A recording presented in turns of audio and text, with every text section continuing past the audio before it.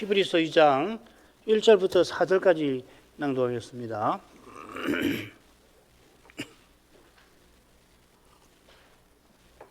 2장 1절부터 그러므로 모든 들은 것을 우리가 더욱 간절히 삼갈지니 혹 흘러 떠내려갈까 염려하노라. 천사들로 하신 말씀이 견고하게 되어 모든 범죄함과 순종치 아니함이 공변된 보응을 받았거든. 우리가 이같이 큰 구원을 등한히 여기면 어찌 피하리요. 이 구원은 처음에 주로 말씀하신 바요 들은 자들이 우리에게 확증한 바니 하나님도 표적들과 기사들과 여러 가지 능력과 및 자기 뜻대로 뜻을 따라 성신에 나눠주신 것으로서 저희와 함께 증거하셨느니라. 히브리서는 배도의 위험에 직면한 교회들에 보낸 서신이고 또한 강설입니다. 배도의 위험을 직접 경고하는 말씀만 오늘 낭독한 본문을 포함하여서 5군데나 됩니다. 이 5군데는 이 본론의 5대목에 고루 나옵니다. 오늘 낭독한 부분은 본론의 처음, 서론이라고 할 수 있는 부분이죠. 두 번째가 3장 1절부터 해서 4장 14절까지인데 거기 3장 7절부터 13절까지가 이 배도에 대한 경고의 말씀입니다. 그리고 4장 15절부터 10장까지인데 여기는 이 본론의 한가운데이고 가장 긴 곳이기도 한데 이 부분의 앞부분과 마지막 부분 6장과 10장의 배도의 경고의 말씀이 가장 구체적으로 언급이 되어 있습니다. 그리고 네 번째 대목이 11장 1절부터 12장 13절까지인데 그곳에는 직접 배도에 대한 언급은 나오지는 않습니다. 그리고 마지막 결론 부분 12장 14절부터 13장 19절인데 거기 12장에 보면 역시 배도의 위험을 경고하는 말씀이 나옵니다. 넷째 대목에는 배도를 직접 경고하는 말씀이 나오지 않는다고 했지만은 배도의 현실은 거기 암시가 되어 있습니다. 11장에 잘 아시지만은 이 믿음의 용사들이 면면이 이 언약을 이어가는 역사가 거기 기록이 되어 있는데 맨 처음 등장하는 인물이 아벨이지 않습니까? 이 아벨이 믿음으로 제사를 드리지만은 배도자 가인에게 죽임을 당합니다. 그처럼 이 11장 끝트리에 보면은 이 목록, 이 믿음의 용사들의 목록 그 끝트리 보면은 돌로 치는 것, 톱으로 켜는 것, 시험과 칼에 죽는 것 언급이 되어 있는데 특별히 이 톱에 켜서 죽임 당하는 인물이 바로 이사야라고 그러잖아요. 이사야가 배도하는 이스라엘에게 그렇게 무참하게 죽임을 당한 기록이 나옵니다. 넷째 대목도 배도와 무관하지 않다 하는 것이겠죠. 이 배도만큼 교회에 힘든 현실이 없습니다만은 그런데 그 현실도 그리스도께서 약속대로 주님의 교회를 인도하시는 것과 붙어 있는 겁니다. 우리 구원의 주께서 아버지의 이름을 형제들에게 신실히 선포하고 계시니까 사망의 권세 잡은 자 마귀가 죽기를 두려워하는 인생을 영원한 사망에 떨어지게 하려고 발악하는 것입니다. 그것이 배도입니다. 그 발악이 재림 직전에 크게 달할 겁니다. 그러는 만큼 아니 그 이상으로 그리스도께서 거룩한 능력을 주님의 교회를 통하여 이 세상에 친히 드러내실 겁니다. 히브리서 1장에서 전하는 그리스도는 능히 그리하십니다. 그리하시고도 남는 분이십니다. 배도의 물결이 이 세상을 점점 뒤덮어 갑니다마는 심지어 사망으로 말미암아 사망의 권세를 잡으신 그 그리스도이시니 오히려 배도를 통하여서 주님의 거룩한 능력을 주님이 얼마나 거룩하신 분인가 우리의 구원이 오직 은혜에 있는 이 진리를 친히 드러내실 겁니다. 이제 배도를 경고하는 첫 번째 말씀으로 나아가겠습니다. 세 부분으로 나눌 수 있어요. 1절 상반절 거기 모든 들은 것을 삼가라 하는 이 공고의 말이 나옵니다. 그리고 1절 하반절부터 이 3절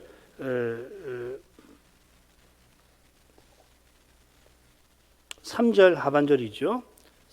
상반절까지 이가 이 큰 구원을 등한히 여기면 피하지 못할 거다. 구원에 관한 경고가 1절 하반절부터 3절 상반절까지에 나옵니다. 그리고 3절 하반절부터 4절까지는 이 큰 구원에 관한 설명입니다. 처음에 주로 말씀하신 것이고 들은 자들이 우리에게 확정한 것이고 하나님도 함께 증거하신 것이다. 이렇게 되어 있습니다. 따라서 이 단락 한가운데에서 배도의 위험을 경고합니다. 흘러 떠내려갈까 염려한다든지 이 큰 구원을 더가니 여기면 어찌 피하리요. 다 이것이 이 경고의 말씀인데 그 위험을 벗어나는 이 길이 이 단락 앞뒤로 나오는 겁니다.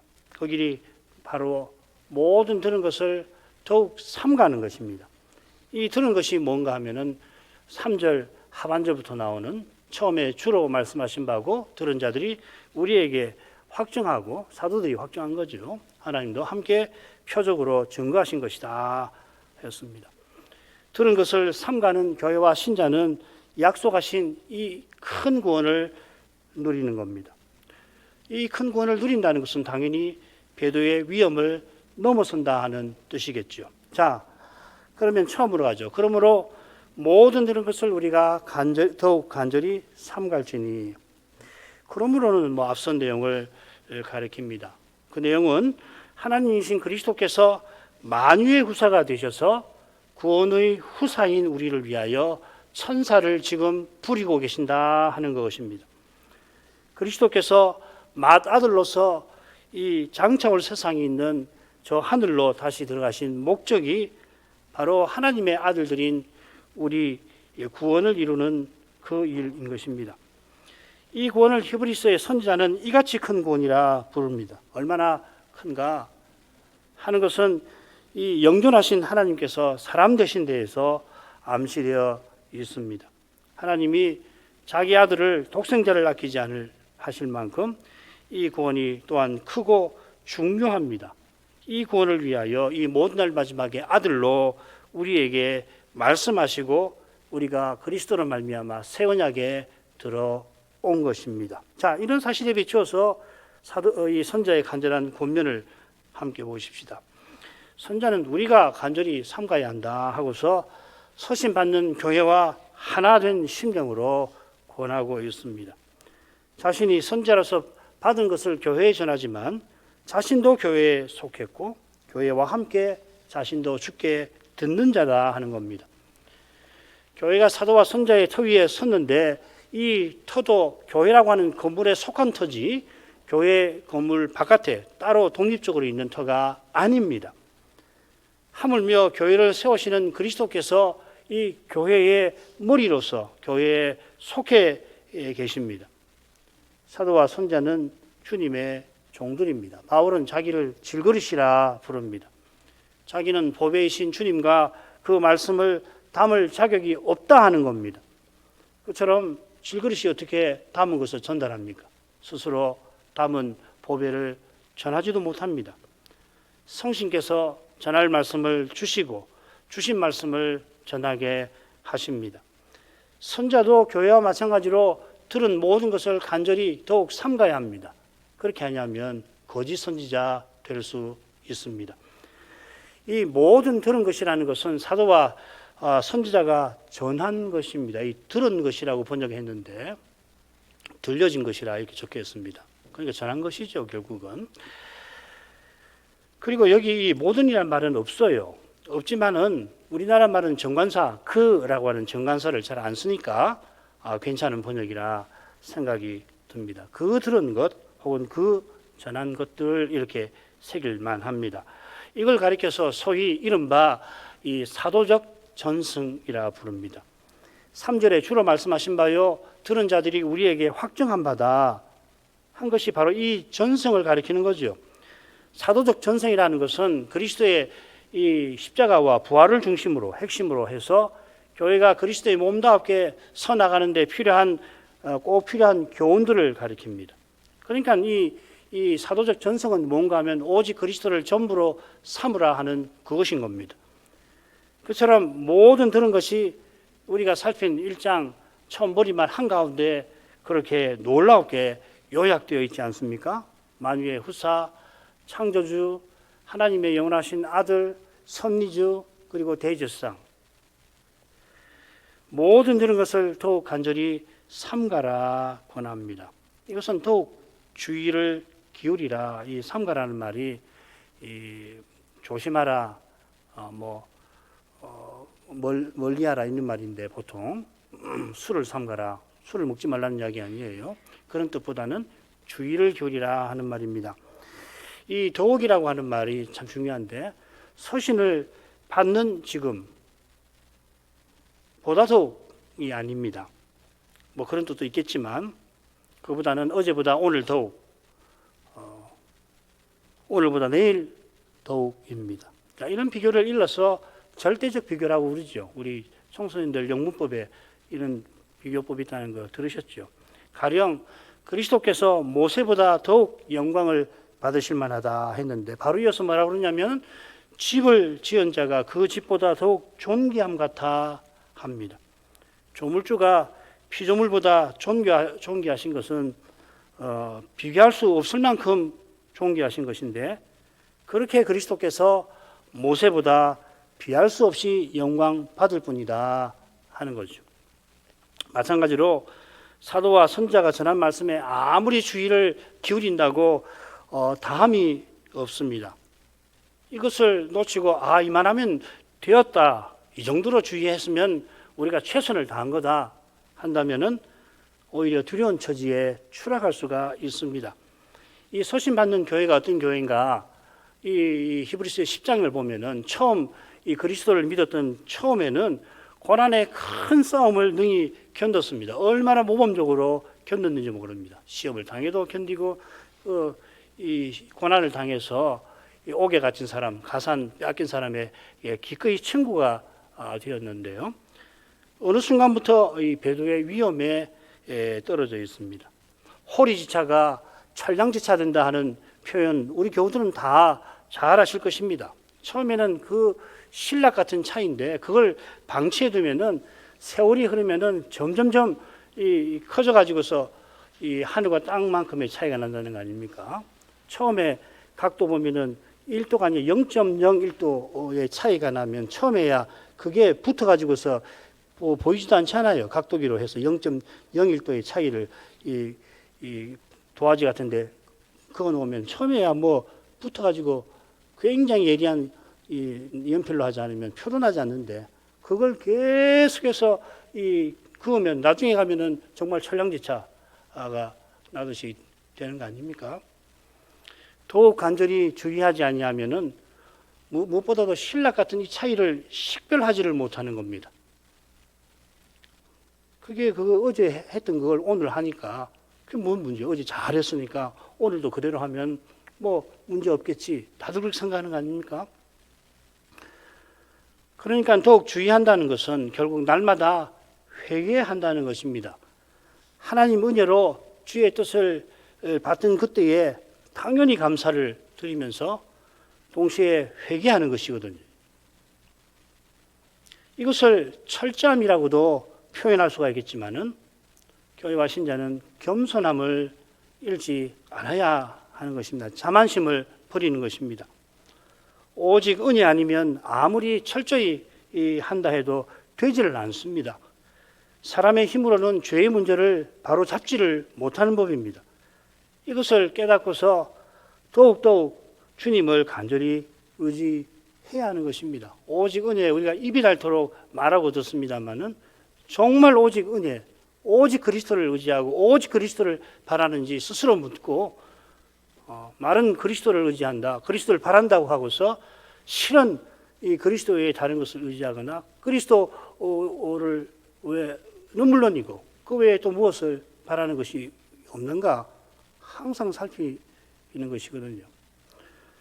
이 주님만 배도의 위험에서 우리를 건져주시는 것입니다. 1절 하반절부터 3절 상반절까지 읽습니다. 혹 흘러 떠내갈까 염려하노라. 천사들로 하신 말씀이 견고하게 되어 모든 범죄함과 순종치 아니함이 공변된 보응을 받았거든 우리가 이같이 큰 구원을 등한히 여기면 어찌 피하리요.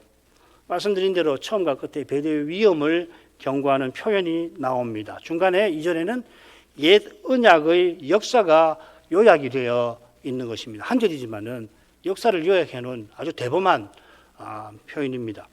옛 언약의 역사가 배도와 멸망으로 종결이 되었다는 겁니다. 이 서신이 예루살렘 멸망 전에 쓴 것인가 멸망 후에 쓴 것인가, 아마도 멸망 후에 쓴 것일 가능성이 높은데 단정하기는 어렵습니다만은, 그러나 이미 메시아를 죽인 배도가 이스라엘 가운데 벌어졌습니다. 이런 역사를 근거로 해서 서신 받는 새 언약의 교회의 배도를 경고하는 것이겠습니다. 아무리 주의해서 해도 다함이 없다 할 만큼 주의하고 또 주의해야 할 일이 바로 배도입니다. 이 배도를 흘러 떠내려가는 것이라고 표현하였습니다. 이 흘러 떠내려간다는 말은 우리가 들은 그 말씀이 우리 마음에서 흘러 떠내려간다는 것이 아니고요, 들은 우리가 흘러 떠내려간다는 겁니다. 이 우리가가 더 정확하죠. 우리가 더욱 삼갈진이라 했으니까 우리가 떠내려간다. 개인이 아니라 교회가 떠내려간다, 그 말입니다. 계시록에 용이 그 입을 벌려 물을 강같이 토하여서 여자 곧 교회를 물에 떠내려가게 하려고 하는 모습이 12장의 그 마지막 부분에 나오지 않습니까? 그런데 그 물을 땅이 입을 벌려 삼켜버립니다. 이 땅이 삼키니까, 그래서 여자는 그 물에 떠내려가지 않게 되는 겁니다. 용이 토한 이 강물이 바로 거짓 교훈이고 거짓 사상입니다. 이 거짓 교훈의 강물에 떠내려가지 아니한 이들이 이어 나오는데, 하나님의 계명을 지키며 예수의 증거를 가진 자라, 남은 자라 부릅니다. 용이 이 남은 자들을 그냥 두지 않고 계속 싸우려고 하는 모습으로 요한계시록 12장은 그렇게 마무리되고 있습니다. 이런 싸움이 주님이 다시 오시기 전에 가장 광범위하고 가장 맹렬하게 치러질 것입니다마는, 용이 거짓 교훈의 강물을 토하는 이 일은 주님께서 다시 하늘에 올라가신 직후부터 늘 있어 온 겁니다. 요한은 이런 일에 마귀가 사용하는 그 자들을 적 그리스도들이라고 부르지 않았습니까? 요한일서 2장 18절, 아이들아 이것이 마지막 때라 적 그리스도가 이르겠다 함을 너희가 들은 것과 같이 지금도 많은 적 그리스도가 일어났으니 이러므로 우리가 마지막 때인 줄 아노라. 재림 직전에 등장할 불법의 사람은 그 적 그리스도이고, 영어로 쓰면은 the가 되는 거죠. anti-Christ가 되는 거고, 이 불법의 사람에 앞서서 그리스도를 대적하여 교회를 허물려고 공격하는 이들이 바로 적 그리스도들입니다. 지금 히브리서 선지자도 이 적 그리스도들의 공격에 넘어지는 일을 교회에 경고하고 있는 것입니다. 이 절은 경고하는 이유를 대는 겁니다. 왜냐하면은 옛 언약을 위반한 일도 심판을 받았기 때문이다 했습니다. 우선 선지자로 하신 말씀을 여기서는 천사들로 하신 그 말씀이라 부릅니다. 이것은 옛적의 선지자들로 여러 부분과 여러 모양으로 우리 조상들에게 하신 그 말씀이겠죠. 지난 시간 다니엘 10장에서 천사장이 다니엘에게 계시를 전달하는 과정을 우리가 살폈습니다. 바울도 율법은 천사들로 말미암아 중보의 손을 빌어 베푸신 것이다 하였습니다. 그때 하나님께서 율법을 베풀고자 그 손을 빌린 이 중보가 바로 모세 아닙니까? 신명기 5장 5절에 모세가 그렇게 밝힙니다. 내가 여호와와 너희 중간에 서서 여호와의 말씀을 너희에게 전하였노라. 그러면 왜 머리말처럼 선자들이 아니고 천사들로 하신 말씀이라고 하는 겁니까? 그것은 옛적에 이스라엘군 미가엘처럼 천사들이 통치에 쓰임을 받은 것과 붙어 있는 것 같습니다. 천사들의 이름을 보면은 정사, 권세, 또 보좌라고 하는 이름들이 있죠. 율법을 통하여 다스리시는 하나님께서 그 율법 어긴 옛 언약 백성을 형벌하신 지를 다루기 때문에 선자보다는 여기 천사를 언급한 것 같습니다. 이 비슷한 주제가 2장 5절부터 18절에, 특별히 2장 5절부터 9절까지에 나오게 될 겁니다. 천사들로 하신 말씀이 견고하게 되었습니다. 이 표현은 법적 효력을 지닌다 하는 말입니다. 히브리서 9장 17절에 참고가 되는 말씀이 나옵니다. 유언은 사람이 죽은 후에 견고한 적 같은 말입니다. 그래서 유언한 자가 살아있으면 언제든지 효력이 없다. 죽으면 효력이 있다. 견고하게 된다는 말이 그 뜻입니다. 그처럼 천사들로 하신 말씀이 피조물인 천사들이 한 말이 아니라 하나님께서 그들을 통하여 하신 하나님의 말씀이라 효력을 지니는 겁니다. 태초에 선악과를 먹는 날에는 정령 죽으리라 여호와께서 말씀하시더니 아담이 그 금령을 어긴 후에 아담에게서 태어난 모든 사람이 죄와 허물로 죽은 채로 세상에 태어나는 겁니다. 하와가 마귀의 유혹에 넘어가 우리가 죽을까 하노라 하자 마귀가 너희가 결코 죽지 아니하리라 거짓말했습니다마는 그의 거짓말은 들통이 나고 효과가 없는 것입니다. 그래서 모든 범죄함과 순종함이 공변된 의로운 보응을 받았습니다. 여기 이 범죄함이라는 말을 이 독특한 표현입니다. 우리가 흔히 아는 신약에 나오는 하마르티아가 아니라 이 파라바시스라는 말인데 이게 어디 나오느냐면 아담의 범죄에 나옵니다. 로마서 5장 14절 아시죠? 로마서 5장 12절부터 21절까지가 이 아담과 둘째 마지막 아담을 비교하는 부분인데 여기 보면 첫 아담의 범죄에 쓰였습니다. 아담의 범죄는 다른 모든 사람의 죄와 구별되었죠. 그처럼 여기 범죄함은 언약을 허무는 죄로 쓰인 것 같습니다. 아울러 순종치 아니함이라 하는 표현도 로마서 5장 19절에 아담의 순종치 아니함, 한 사람의 순종치 아니함으로 죽음이 모든 사람에게 임했다 할 때 그 순종함입니다. 그러니까 이런 내용을 고려할 때에 모든 범죄함 곧 순종치 아니함 이렇게 번역할 수가 있어요. 모든이라는 말이 처음에 나오고 이 과라는 말을 곧 이렇게 번역할 수 있습니다. 요컨대 옛 언약 백성이 배도한 것을 선지자가 가리키는 것 같습니다. 그 범죄와 순종치 아니함이 공변된 보응을 받았습니다. 공의로운 보응을 받았습니다. 이 보응이라는 말이 히브리서에 두 번 더 나오는데요. 나오는 두 번 다는 믿음의 인내로 받는 상을 보응이라고 했습니다. 그러니까 여기서는 보응이 상이 아니라 벌이지요. 다른 두 곳에서 이 상으로 받는 보응은 장차 받게 될 최종적인 상입니다. 그렇다면 여기도 일반적인 벌이 아니라 무슨 잘못하면은 하나님께서 거기에 대해서 징계하시는 정도가 아니라 최종적인 벌을 가리키겠습니다. 하나님께서 언약을 무너뜨린 배도를 철저히 심판하신 것을 가리킵니다. 하나님 이름을 두셨던 성전이 완전히 파괴되고 예루살렘 성이 다 무너졌습니다. 그전에도 이스라엘과 그전에도 배도하던 사울이나 엘리의 두 아들 이때 성전이 무너졌죠. 성막이 무너졌지 않습니까? 언약궤를 빼앗김으로 실로의 성막이 그때도 무너졌습니다. 그리고 이스라엘 역사 이전에 에서나 가인도 철저히 보응하셨습니다. 하나님께서 옛 언약을 저버린 죄를 이렇게 심판하셨으면은 새 언약을 저버린 죄는 말할 게 없습니다. 얼마나 심각하면 이같이 큰 구원을 등한히 여긴다 표현하였습니다. 이 등한히 여긴다는 표현이 어디 나오냐면 왕의 아들의 혼인잔치에 나옵니다. 초대받은 자들이 초대에 응하지 아니한 것을 등한히 여긴다 하였습니다. 그건 주님 시대의 유대인들이 배도한 것을 가리키는 표현이라고 우리가 배웠죠. 하나님의 심판이 어떠할까? 이같이 큰 구원이라고 하는 표현에도 잘 드러납니다. 얼마나 크냐면은 그리스도와 천사를 비교한 데에서 미루어 짐작됩니다. 그처럼 구약은 그림자고 신약은 실체인 것과도 붙어 있습니다. 옛 언약이라는 것이 본디 새 언약을 가리키는 것이므로 그 언약을 멸시하는 죄를 하나님이 가만두지 아니하셨는데 새 언약을 멸시하는 죄를 그냥 두실 리가 없습니다. 어찌 피하리요?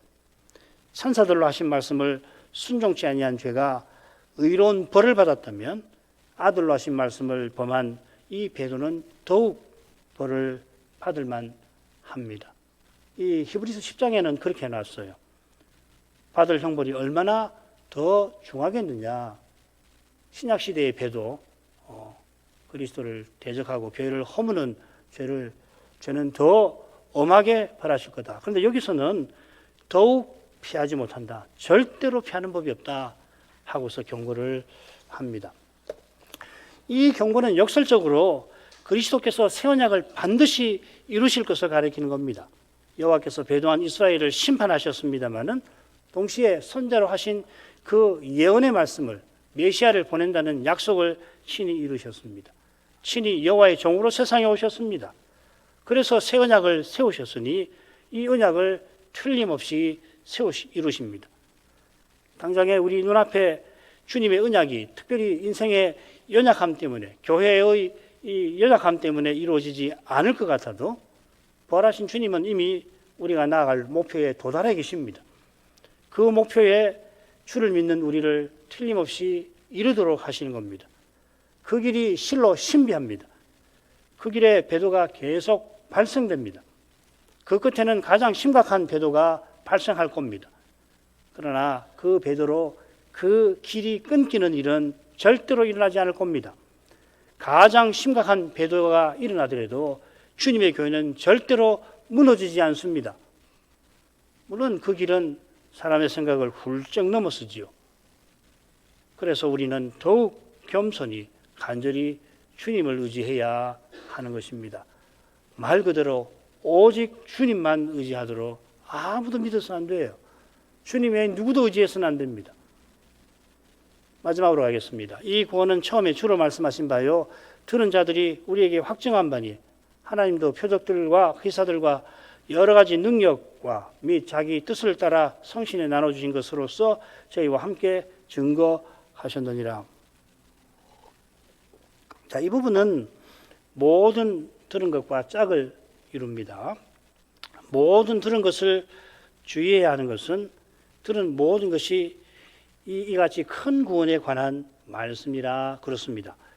모든 들은 것을 주의하고 끝까지 붙드는 교회와 신자는 이같이 큰 구원에 들어갑니다. 이게 바로 구원 얻을 후사라, 우리가 구원 얻을 후사라 한 그 표현에 담긴 의미입니다. 우리가 구원 얻을 후사라 장차 영원한 구원에 들어가는데 들어가는 길은 위대한 길입니다.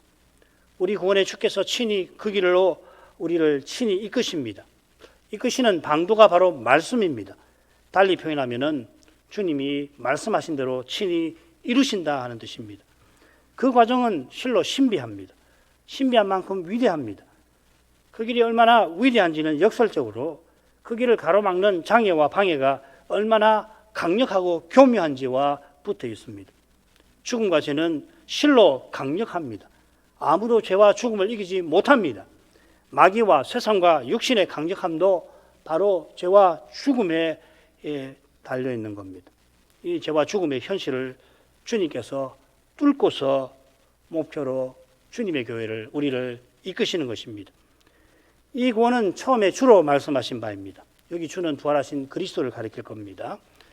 하나님이 그리스도를 통하여 말씀하신 것입니다. 부활 후에 주님께서 40일 동안 제자들에게 나타나셔서 하나님 나라를 전하셨고 또 성신을 부어주셔서 전에 말씀하신 것을 생각나게 하십니다.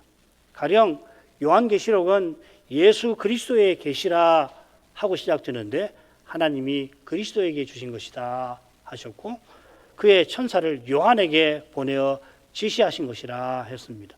요컨대 신약 계시 전체가 높이 되신 그리스도의 이 말씀, 그리스도로 말씀하신 것, 그리스도의 계시인 겁니다. 그리스도로 말씀하신 것은 또한 들은 자들이 우리에게 확증한 겁니다. 들은 자들은 주께 들은 자겠죠.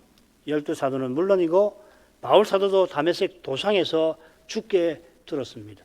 주께 직접 들은 것만 아니라 다른 사도에게 전달받은 것도 사도는 사람에게 배운 게 아니라 주께 받은 것이라고 언급합니다. 사도와 선자가 주께 들은 것을 확증하였습니다. 이 표현의 형용사가 이전에 2절에서 견고하게라고 새겨져 있죠. 율법이 효력을 지닌 것을 가리킵니다. 그처럼 사도는 주께 들은 대로 전했습니다. 사도가 전했지만 그게 사도 개인의 말이 아니라 그리스도의 계시로서 효력을 지녔다 하는 겁니다. 사도가 들어서 전한 것은 하나님의 말씀입니다. 데살로니가 전서 2장 13절 너희가 우리에게 들은 바 하나님의 말씀을 받을 때에 사람의 말로 아니하고 하나님의 말씀으로 받음이니. 그리고 하나님도 증거하셨는데 특별히 표적, 기사, 또 능력, 성신에 나눠주신 것으로서 하셨다 했습니다. 사도와 선자가 계시를 전할 때에 계시의 시대죠. 특별히 이런 일이 동반되었던 것을 바울이 이렇게 증언합니다. 로마서 15장 19절 그리스도께서 이방인들을 순종케 하기 위하여 나로 말미암아 말과 일이며 표적과 기사의 능력이며 성신의 능력으로 역사하신 것 외에는 내가 감히 말하지 아니하노라.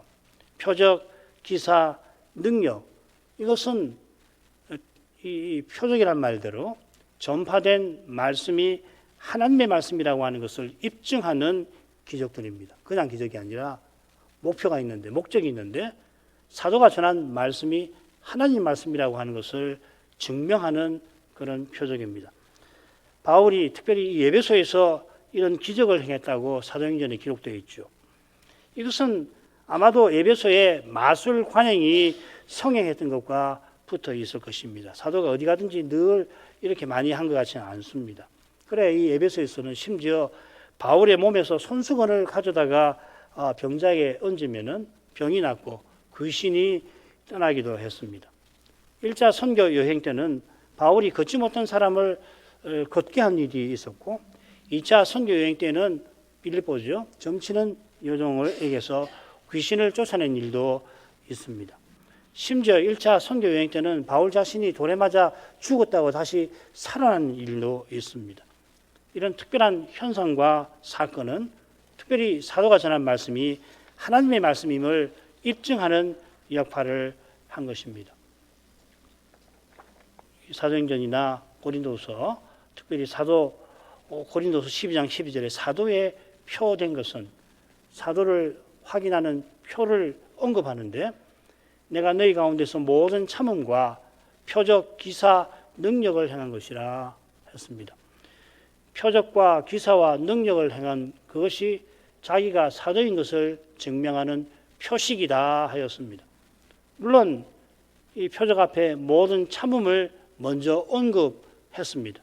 모든 참음이라고 하는 것은 사도의 비상한 사랑을 가리킵니다.